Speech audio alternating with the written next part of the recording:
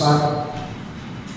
આગળના લેક્ચરની અંદર આપણે બાયોટેકનોલોજીના પ્રયોજનો એટલે કે એના ઉપયોગ કયા કયા ક્ષેત્રની અંદર થાય છે તેની ચર્ચા કરેલી હતી. હવે આપણે બાયોટેકનોલોજીના જે 3 જટિલ સંશોધન ક્ષેત્ર છે તેની વાત કરીએ. તો બાયોટેકનોલોજીના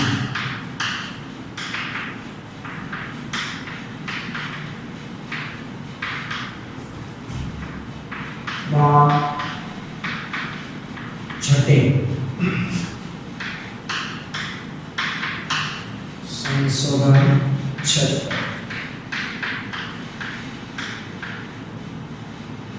હવે અહીં સંશોધન ક્ષેત્ર એટલે કોઈ એક પ્રેક્ટિકલી વાત નથી, પરંતુ કઈ રીતે બાયોટેકનોલોજીને સારા અર્થમાં આપણે ઉપયોગમાં લઈ શકીએ એ મૂળભૂત અહીં ચર્ચા છે. એમાં પહેલા ક્ષેત્રની જો આપણે વાત કરીએ તો પહેલું ક્ષેત્ર આપણને કંઈક એવું સમજાવે છે કે સુધારેલ સજીવ એટલે કે સામાન્યતઃ કોઈ સૂક્ષ્મ જીવ પહેલું સંશોધન ક્ષેત્ર છે. સુધારેલ સજીવ. હવે આ સુધારેલ સજીવ એટલે કેવો સજીવ કે જે જનીનિક રૂપાંતરિત સજીવ હોય, એટલે કે બાયોટેકનોલોજીની મદદથી આપણે એ સજીવની અંદર જનીનો રૂપાંતરિત કરેલા હોય, બદલેલા હોય, આવા સજીવને અહીં આપણે એક સુધારેલ સજીવ એવા અર્થમાં સમજીએ છીએ. તો સુધારેલ સજીવ જેમ કે મોટે ભાગે સામાન્યતઃ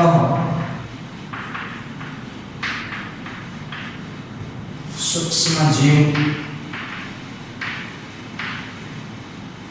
અને અથવા તો કોઈ શુદ્ધ ઉત્સેચકના સ્વરૂપમાં શ્રેષ્ઠ ઉત્પ્રેરક પૂરા પાડે સૂક્ષ્મ જીવ અથવા શુદ્ધ ઉત્સેચકોના સ્વરૂપમાં શ્રેષ્ઠ ઉત્પ્રેરકો પૂરા પાડવા. તો પહેલું સંશોધન ક્ષેત્ર છે બાયોટેકનોલોજી કે સુધારેલ સજીવ, જેમાં સામાન્યતઃ સૂક્ષ્મ જીવ. એટલું મગજમાં આપણે યાદ રાખી લેશું કે બાયોટેકનોલોજીની અંદર આમ તો ઘણા બધા સજીવો છે એ પ્રેક્ટિકલમાં ઉપયોગમાં લેવાતા હોય છે, પરંતુ મુખ્ય જે સજીવો ઉપયોગી બને છે એ બધા સૂક્ષ્મ કક્ષાના છે.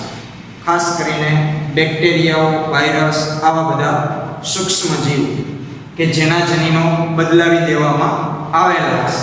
તો આવા સુધારેલ સજીવ સામાન્યતઃ સૂક્ષ્મ જીવ અથવા શુદ્ધ ઉત્સેચકોના સ્વરૂપમાં શ્રેષ્ઠ ઉત્પ્રેરકો પૂરા પાડવા. આ એક બાયોટેકનોલોજીનું એક લક્ષ્ય કેવું હોય તો આપણે લક્ષ્ય પણ કહી શકીએ કે આ પદ્ધતિથી કરવાનું શું છે. તો પહેલું કામ આ છે કે આપણે એવા સજીવ આ વિશ્વને આપવાના છે બાયોટેકનોલોજીની મદદથી કે જે સારા સાબિત થાય. સારા સાબિત થાય એટલે કયા અર્થ કે જે માનવ જાત માટે ઉપયોગી નીવડે, ખરા અર્થ.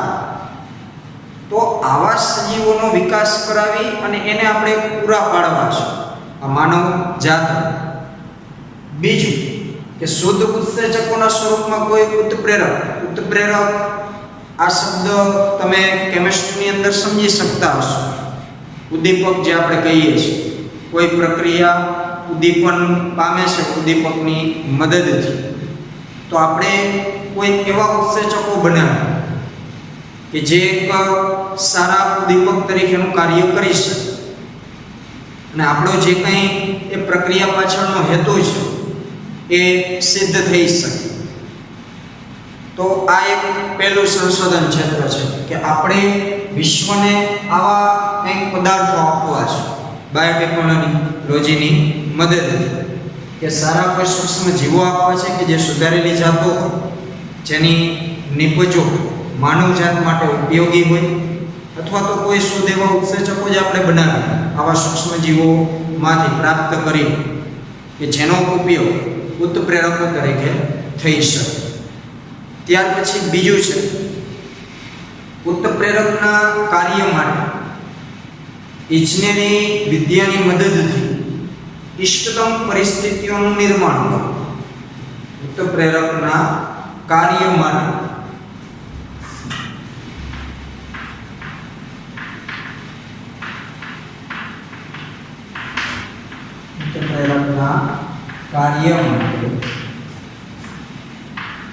ઇજનેરી વિદ્યા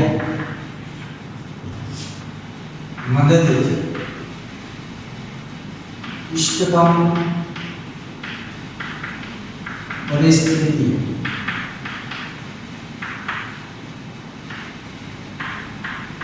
પૂરી પાડે. ચાલો, પહેલા સંશોધન ક્ષેત્રની અંદર શું કીધું કે આપણે કોઈ શ્રેષ્ઠ ઉત્પ્રેરકો આપવા છે માનવ સમાજને કે વિશ્વ. તો હવે જે કંઈ પહેલા સંશોધન ક્ષેત્ર થકી શુદ્ધ સ્વરૂપમાં કોઈ ઉત્સેચકો અથવા તો કોઈ સૂક્ષ્મ જીવ આપણે ઉત્પ્રેરક તરીકે બનાવીએ છીએ, તો આ ઉત્પ્રેરક વ્યવસ્થિત આપણા હેતુને સિદ્ધ કરી શકે. એટલે કે જે પ્રક્રિયામાં આપણે એને ઇન્વોલ્વ કરવાના છે એ પ્રક્રિયામાં એ વ્યવસ્થિત કાર્ય કરી શકે. એના માટે થઈને ઇજનેરી વિદ્યાની મદદથી આપણે ઇષ્ટતમ પરિસ્થિતિઓનું નિર્માણ કરવું પડશે. એટલે કે અગાઉ આપણે બાયોરેમિડિયેશન જે વાત કરેલી હતી કે તળાવમાં નુકસાનકારક બેક્ટેરિયાઓનો નાશ કરવા માટે આપણે કોઈ સારા સૂક્ષ્મ જીવો બાયોટેકનોલોજીની મદદથી બનાવીએ છીએ, પરંતુ એ બનાવાયેલા એટલે કે સુધારેલ સજીવ જે છે એને તળાવમાં રહેવા માટે તળાવની અંદર એવી યોગ્ય પરિસ્થિતિઓ હોવી જોઈએ.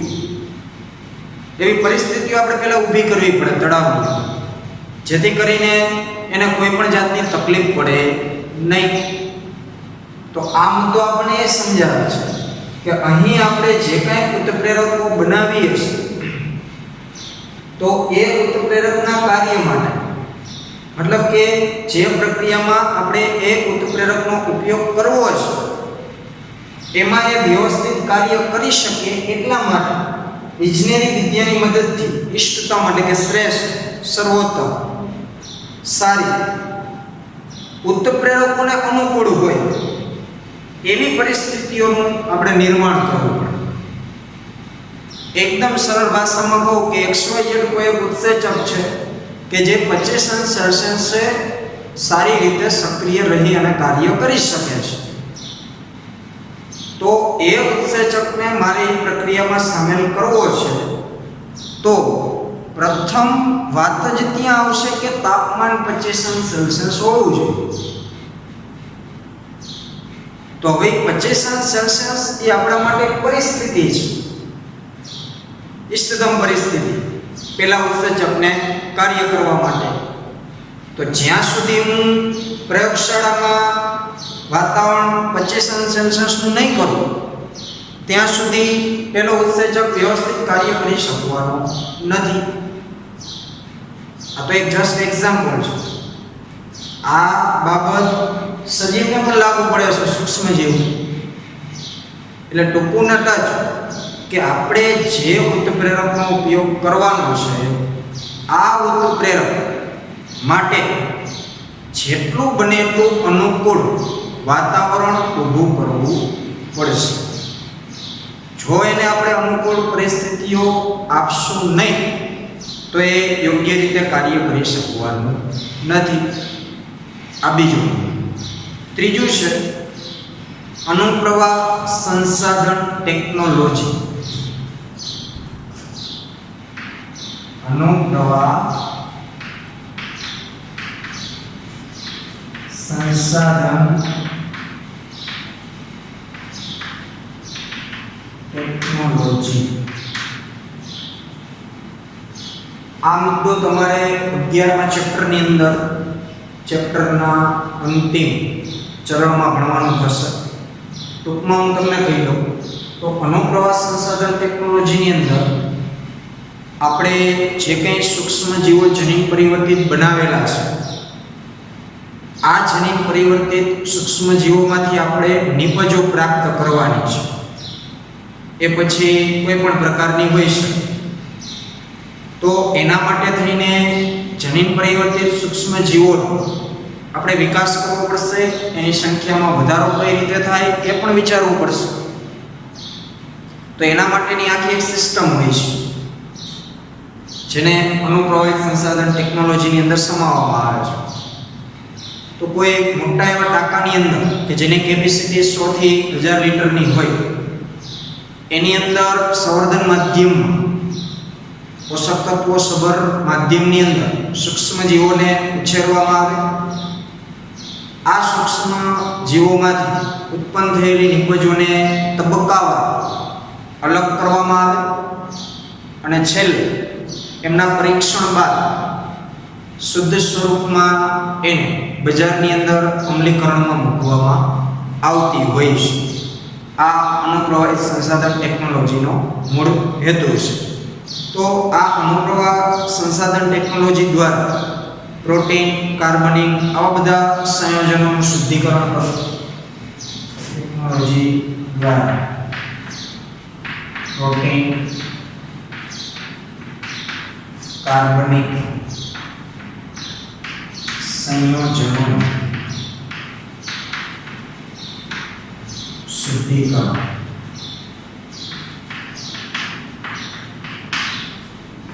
આ ત્રીજું ક્ષેત્ર છે કે આપણે આ બધા પદ્ધતિઓથી જે કંઈ નિપજ મેળવીએ છીએ અથવા તો મેળવીએ છીએ તો એનું અંતિમ શુદ્ધ સ્વરૂપ મળવું બહુ જ જરૂરી હોય છે હેતુઓને સિદ્ધ કરવા માટે. તો એના માટે અનુપ્રવાહ સંસાધન ટેકનોલોજી એક અગત્યનો ભાગ ભજવે છે કે જેની મદદથી આપણે પ્રોટીન કે અન્ય કોઈ પણ કાર્બનિક સંયોજનો જે હશે એને શુદ્ધ સ્વરૂપમાં પ્રાપ્ત કરી શકીશું, તબક્કાવાર પ્રક્રિયામાંથી પસાર કરી. તો આ મુખ્ય 3 બાયોટેકનોલોજીના જટિલ સંશોધન ક્ષેત્રો છે. હવે આગળ આપણે ખાસ કરીને મનુષ્યના સ્વાસ્થ્ય અને અન્ન ઉત્પાદન ક્ષેત્ર પોતાના જીવન સ્તરની સુધારણા માટે કેવી રીતે બાયોટેકનોલોજી મદદરૂપ થઈ શકે છે અથવા તો એનો ઉપયોગ આપણે એ દિશા તરફ કઈ રીતે કરી શકીએ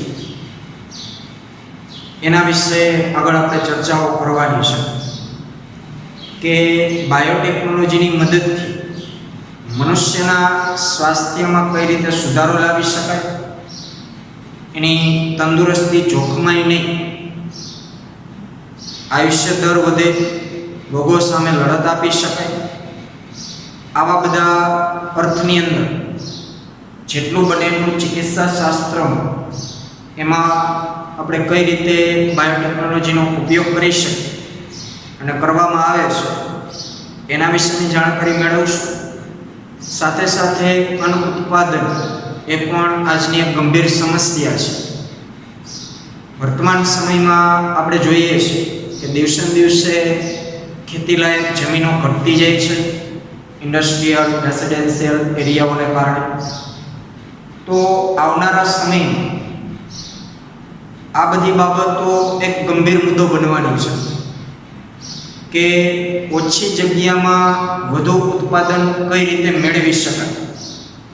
અત્યારે કદાચ આપણને એ ખ્યાલ નહીં આવતા હોય પણ આગળની 2-3 પેઢીઓનું ભવિષ્ય જો આપણે વિચારવા જઈશું તો આ એક ગંભીર મુદ્દો બનવાનો છે આનું ઉત્પાદન. તો દિવસે દિવસે આપણે હાઇબ્રિડ પાકો, સંકર જાતો છે એ ખેતીની અંદર બનાવવી પડશે. તો એના માટે બાયોટેકનોલોજી કઈ રીતે મદદરૂપ થઈ શકે છે અને થાય છે, આ બધી બાબતોની ચર્ચા આગળ હવે આપણે જોઈશું.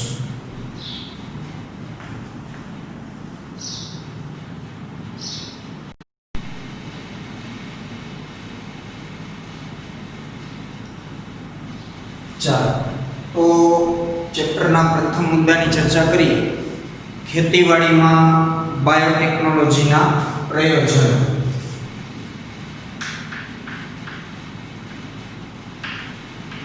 ખેતીવાડીમાં બાયોટેકનોલોજીના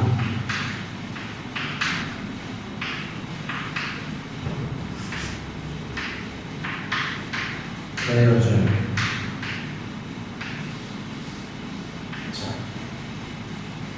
તો ખેતીવાડીનો મૂળભૂત ઉદ્દેશ્ય શું છે? અન્ન ઉત્પાદન કઈ રીતે વધારવું? તો અત્યારે વર્તમાન સમયમાં અન્ન ઉત્પાદનના વધારા માટે વિચારી શકાય તેવા આપણે 3 વિકલ્પોની ચર્ચા કરવાની છે. અન્ન ઉત્પાદન કઈ રીતે વધારી શકાય? અન્ન ઉત્પાદન કઈ રીતે વધારી શકાય તેના માટેના વિકલ્પ. એટલે કે આપણી પાસે એવા હાલ 3 ઓપ્શન છે કે જેના થકી આપણે ખેતીવાડીની અંદર અન્ન ઉત્પાદન વધારી શકીએ. પહેલો વિકલ્પ છે એગ્રોકેમિકલ આધારિત ખેતી.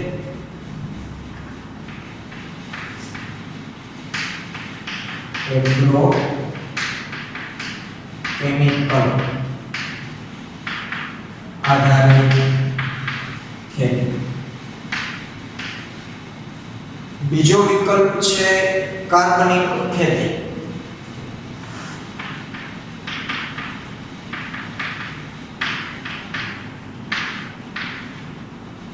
અને ત્રીજો વિકલ્પ છે જમીની ઇજનેરી પાકો આધારિત ખેતી.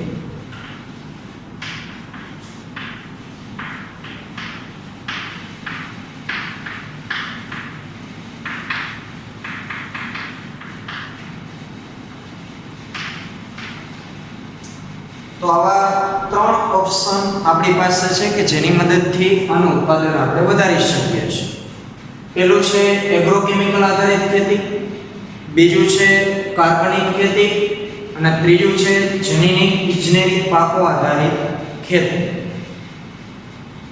તો આ 3 એંગલથી જો આપણે વિચારશું તો ઘણા બધા ફાયદાઓ પણ છે આમના, તો સામે ઘણા બધા નુકસાન પણ છે. કે દરેક વસ્તુમાં એવું રહેવાનું છે કે જ્યાં ફાયદો હશે તો ત્યાં થોડા ઘણું તો નુકસાન હોવાનું. પણ એ નુકસાનને પણ દિવસે દિવસે આપણે કેમ ઘટાડી શકીએ એવા વિચારો પણ બાયોટેકનોલોજી રજૂ કરે છે અને એ તરફના પ્રયત્નો પણ વર્તમાન સમયમાં થાય છે. તો જ્યારથી હરિયાળી ક્રાંતિની શરૂઆત થઈ છે વિશ્વની અંદર, મનુષ્ય આદિવાસી જીવન છોડી અને ખેતી તરફ, કૃષિ તરફ જ્યારે વળ્યો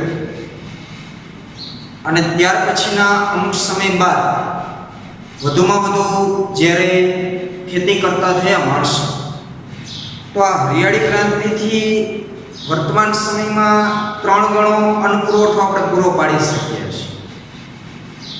એટલે કે જેટલો જોઈતો હતો એના કરતાં 3 ગણો વધારે પુરવઠો હરિયાળી ક્રાંતિથી આપણે પૂરો પાડી શકીએ છીએ. પરંતુ વર્તમાન સમયમાં વધતી જતી વસ્તી વધારા સામે આ 3 ગણો અન્ન પુરવઠો પણ ઓછો સાબિત થાય છે. સમજો, હરિયાળી ક્રાંતિથી નો ડાઉટ ખેતીમાં વધારો થયો જ છે. 3 ગણો અન્ન પુરવઠો પહેલા કરતાં વધુ આપણે પ્રાપ્ત કરી જ શક્યા છે. પણ હાલની સ્થિતિ પ્રમાણે આટલી બધી મોટી માનવ વસ્તી દિવસે દિવસે વધતી જાય છે અને સામે ખેતીલાયક જમીનો ઘટતી જાય છે. તો એ બંને પગથિયા તરફ આપણે વિચારીએ તો આ 3 ગણો અન્ન પુરવઠો પણ ઓછો પડે છે. તો હવે સીધો જ પ્રશ્ન એ થશે કે આપણે કઈ રીતે અન્ન ઉત્પાદનને વધારી શકીએ. તો એના 3 ઓપ્શનો કીધા.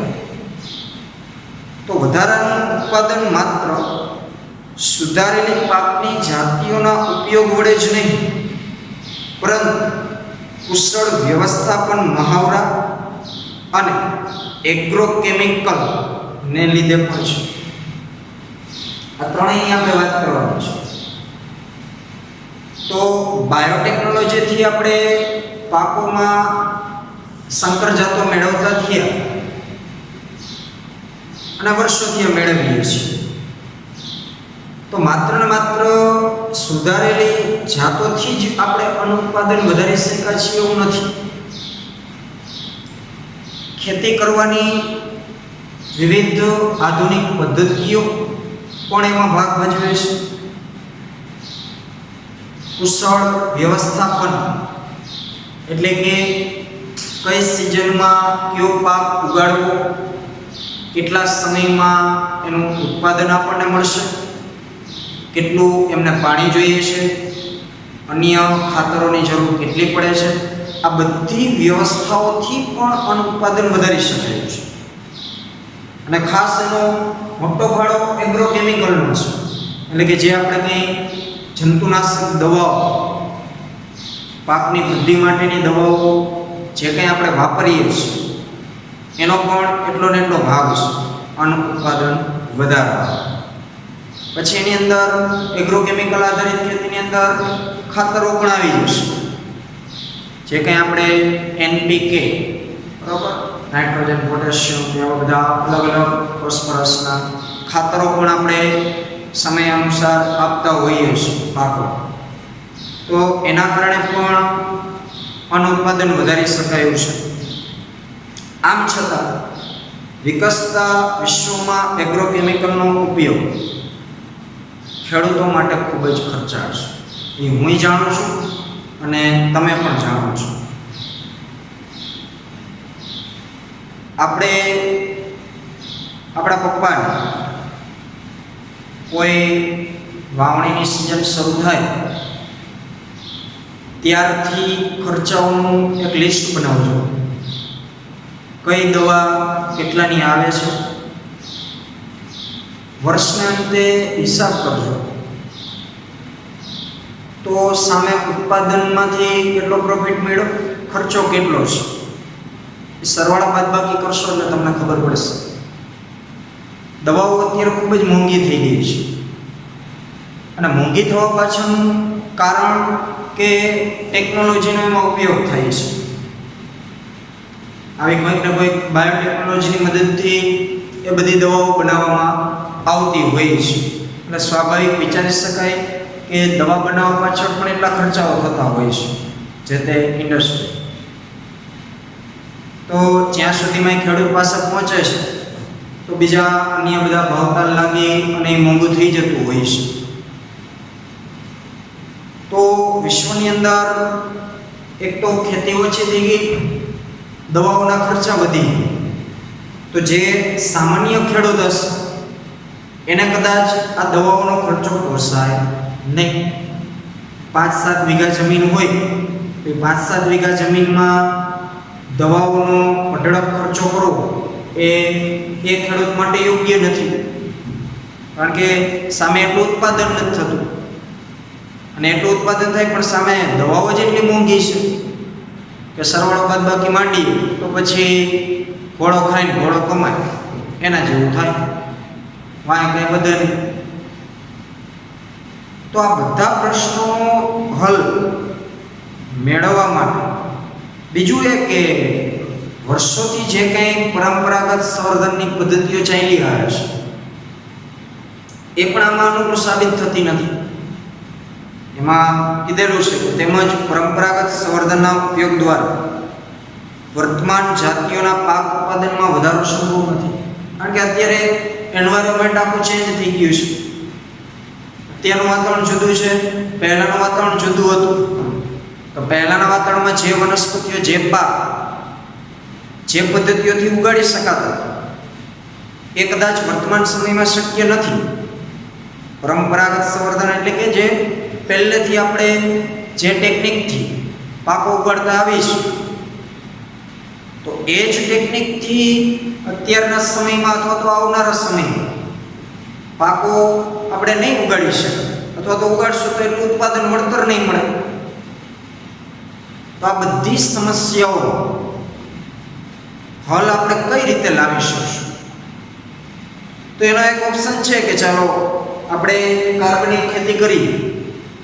પણ કાર્બનિક ખેતી વર્તમાન સમયમાં કરવા માટે આપણી જે જમીનો છે એ અનુકૂળ નથી અત્યારે. એને આપણે 4-5 વર્ષ સુધી એ રીતે કાળજીથી ઘડવી પડે છે જમીન, ત્યારે કાર્બનિક ખેતી માટે લાયક થાય છે. કારણ કે વર્ષોથી આપણે દવાઓ છાંટતા આવીએ છીએ, ખાતરો આપતા આવીએ છીએ, રાસાયણિક ખાતર. તો એનાથી જમીનની ફળદ્રુપતા ઘટતી જાય છે. તો પહેલાં તો એ જ આપણે સરખી કરવી પડે, એટલે કે જમીનોનું બંધારણ આપણે સુધારવું પડે.